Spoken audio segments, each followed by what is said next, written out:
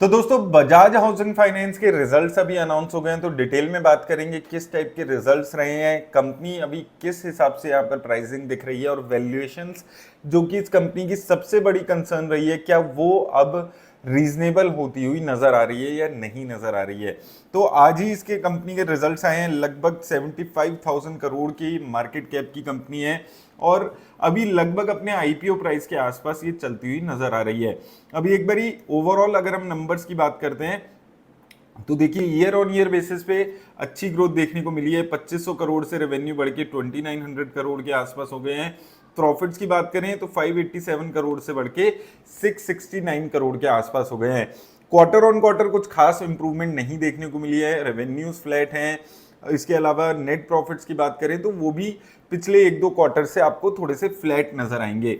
Overall अगर हम numbers की बात करते हैं तो यहां पर सबसे पहले अगर हम नंबर्स की बात करें तो ओवरऑल एयूएम में ग्रोथ देखने को मिली है। अगर हम यहां पर देखेंगे 23% की year on year growth AUM में देखने को मिली है। 123 लाख करोड़ से 1,40,000 करोड़ के आसपास हो गई है। ओवरऑल प्रॉफिट की बात करें तो लगभग यहाँ पर 15-20% के आसपास की प्रॉफिट की ग्रोथ रही है। प्रॉफिट आफ्टर टैक्स की 14% की ईयर ऑन ईयर ग्रोथ है, लेकिन 34 करोड़ के टैक्स बेनिफिट्स यहाँ पर थे क्वार्टर 4 में, जिसकी वजह से वो थोड़ा सा एलिवेटेड दिख रहा था। अभी अगर हम कंपेयर करेंगे उस टैक्स बेनिफिट को हटाकर तो लगभग 20% की पैट में ग्रोथ देखने को मिली है, जो कि एक अच्छी रीजनेबल ग्रोथ यहाँ पर इस कंपनी की मानी जा सकती है आराम से। ओवरऑल फुल ईयर बेसिस पे प्रॉफिट बिफोर टैक्स की 20% की और पैट की लगभग 18% की ग्रोथ यहाँ पर देखने को मिली है। तो नंबर्स की बात करें तो नंबर्स यहाँ पर अच्छे नजर आ रहे हैं, ईयर ऑन ईयर ग्रोथ है। हालांकि quarter on quarter flat numbers हैं, तो क्या उसकी नेगेटिविटी आ सकती है शेयर के प्राइस पे कल, वो देखना होगा। लेकिन ओवरऑल ईयर ऑन ईयर अगर हम कंपैरिजन करते हैं तो अच्छी 15 से 20% की ग्रोथ सारे नंबर्स में यहाँ पर नजर आ रही है। इसके अगर अगर हम देखें तो मेजरली होम लोन्स यहाँ पर इस कंपनी के हैं, लोन्स अगेंस्ट प्रॉपर्टी है, तो वो उस टाइप के लोन्स ज़्यादा ये कंपनी दे रही है।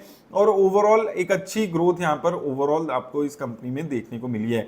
प्रॉफिटेबिलिटी में ग्रोथ है, कैपिटल में ग्रोथ यहाँ पर देखने को मिली है। आरओए 2.3% के आसपास है, जो कि स्लाइटली गिरा है। पहले 2.4% था, तो रिटर्न ऑन एसेट्स में थोड़ा सा यहाँ पर गिरावट आपको देखने को मिली है। ओवरऑल अगर हम बात करें, ओवरऑल नंबर्स की अगर हम बात करें तो देखिए इंटरेस्ट इनकम में अच्छी ग्रोथ देखने को मिली है। ईयर ऑन ईयर अगर हम देखते हैं 19% की ग्रोथ है।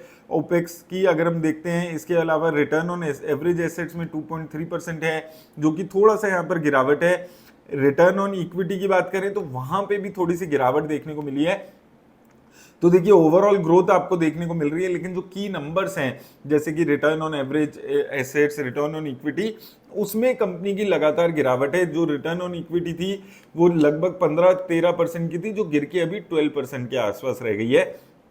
ग्रॉस एनपीए, नेट एनपीए अच्छे स्टेबल हैं, 0.27% के आसपास ग्रॉस एनपीए, नेट एनपीए यहाँ पर 0.11% है। प्रोविजन कवरेज रेशो भी अच्छी नजर आ रही है, 60%। स्टेबल नंबर्स यहाँ पर आप मान सकते हैं कि एक स्टेबल नंबर्स हैं, ना तो खराब नंबर्स हैं कहीं भी से भी और ना ही बहुत ज्यादा ऐसे आउटस्टैंडिंग नंबर्स हैं। तो दोनों ही चीजें हैं, क्योंकि ग्रोथ यहाँ per year on year basis पे अच्छी यहाँ पर इस कंपनी की ओवरऑल नजर आ रही है। तो ओवरऑल अगर हम बात करते हैं तो ग्रोथ यहाँ पर अच्छी नजर आ रही है। अब अगर हम दूसरे एस्पेक्ट से बात करें कंपनी के शेयर के प्राइसेस पे, तो देखिए ये कंपनी का शेयर काफी आगे तक गया था। अगर हम ओवरऑल देखते हैं, शुरुआत हुई थी लगभग 163 के प्राइसेस से, वहां से लगातार गिरावट आई है। अगर आपने उस टाइम पे देखा होगा, मैंने लगातार बात की थी कि क्यों ये कंपनी अभी इन्वेस्ट करने लायक नहीं है। उसका रीजन था वैल्यूएशंस। एक टाइम था जब कंपनी की वैल्यूएशंस जो थी वो 65 के आसपास थी, अभी करेक्ट होकर वो वैल्यूएशन लगभग 25-30 के आसपास की आ चुकी है। एग्जैक्टली देखें तो 29 के आसपास की वैल्यूएशंस ये गिर के यहाँ पर आ चुकी है। तो वैल्यूएशंस में लगभग 50% का यहाँ पर गिरावट देखने को मिली है। इंडस्ट्री की प्राइस टू अर्निंग देखें तो वो 15 के आसपास है, तो अभी भी इंडस्ट्री की प्राइस टू अर्निंग से ये कंपनी लगभग डबल है। लेकिन साथ में ये जो अभी कंपनी की गिरावट आई थी 75 रुपीज के आसपास गया था एक महीने पहले, मुझे ऐसा लगता है कि ये यहाँ पर बॉटम का काम कर सकता है। बॉटम यहाँ पर, उसके बाद अच्छा उछाल, और यहाँ पर 90 रुपीज के जो प्राइजेस हैं ये काफी क्रूशल रहने वाले हैं। अगर ये 90 रुपीज के ऊपर ट्रेड करता है तो एक अच्छी पॉजिटिविटी यहाँ पर देखने को मिलती है। और उसके बाद ये जो नंबर नेक्स्ट लेवल जो रेजिस्टेंस रहेगी 90 के बाद वो 110 रुपए के आसपास रह सकते हैं। तो यहां पर ऐसा लग रहा है कि जो बॉटम है, जो नेगेटिव पीक नेगेटिविटी है, वो इस कंपनी से अभी के लिए फिलहाल निकलते हुए नजर आ रही है। जो कंपनी स्पेसिफिक दिक्कतें हैं उससे रिलेटेड ओवरऑल भी अगर आप देखेंगे, देखिए अच्छी ग्रोथ रही है सेल्स और प्रॉफिट की ग्रोथ में। 5 साल में 29% की सेल्स में ग्रोथ है और प्रॉफिट में 41% के आसपास की ग्रोथ है। अब देखिए ओवरऑल अगर हम बात करें, हाउसिंग फाइनेंस सेक्टर में थोड़ी सी डी रेटिंग हुई है पिछले 1-2 सालों में, जहां पर जो कंपनीज बहुत अच्छा परफॉर्म कर रही थी हाउसिंग फाइनेंस में, वहां पर लगातार गिरावट देखने को मिली है। एज अ सेक्टर अभी भी ये सेक्टर अच्छा 15 से 20% की कंसिस्टेंट ग्रोथ दिखा रहा है। सिर्फ बजाज हाउसिंग फाइनेंस की बात नहीं है, इसके अलावा भी जो कंपनीज हैं जो इस सेक्टर में अच्छा कर रही है, आधार हाउसिंग फाइनेंस जैसी कंपनीज, वहां पर एक कंसिस्टेंट ग्रोथ यहां पर देखने को मिली है। और बजाज हाउसिंग फाइनेंस के साथ कभी भी ग्रोथ के लेकर नेगेटिविटी नहीं रही है, हमेशा वैल्यूएशंस को लेकर थोड़ी सी नेगेटिविटी इस कंपनी में बनी हुई है, जिस वजह से इस कंपनी के जो शेयर है उसमें लगातार गिरावट देखने को मिली है और नीचे लेवल पे कंसोलिडेशन होती हुई नजर आ रही है। लेकिन ऐसे नजर आता है कि अब जो वैल्यूएशंस हैं वो काफी रीजनेबल हो चुकी है। अभी भी आप ये नहीं बोल सकते हैं कि सस्ती हो गई है, लेकिन काफी रीजनेबल वैल्यूएशंस यहाँ पर हो गई है। सबसे पॉजिटिव बात इस कंपनी के लिए क्या है कि बजाज ग्रुप का नाम जुड़ा हुआ है और वहां से एक ब्रांड रेपुटेशन बनती है, जिसकी वजह से हायर वैल्यूएशंस यहाँ पर मार्केट में इसको मिली हुई है। मुझे यहाँ पर लगता है कि अभी भी ये शेयर कंसोलिडेशन फेज में चल सकता है, लेकिन ओवरऑल जो पीक नेगेटिविटी थी इस कंपनी के को लेकर वो अभी यहाँ पर निकलती हुई नजर आ रही है।